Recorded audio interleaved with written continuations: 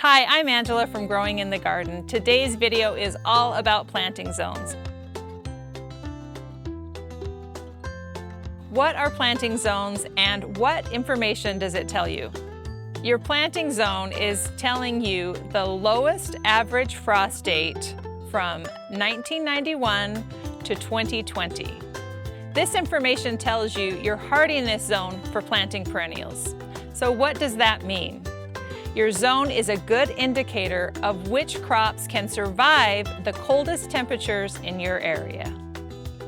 This can mean the difference between a successful crop and a failing garden. The USDA updated their plant zone hardiness map in 2023. Has your zone changed? Although planting zones are important, there are several things that they don't tell you. Your first and last frost dates, your average high and low temperatures, and the possibility for extreme temperatures.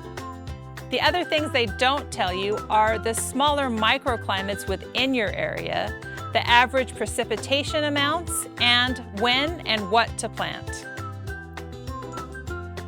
So learning your planting zones is a great place to start, but having the same planting zone doesn't mean you have the same climate. There can be differences in rainfall, humidity, and high temperatures. This reinforces the need to seek out your local extension office and find a planting guide meant from your area. Learn from local experts the best times and what to plant.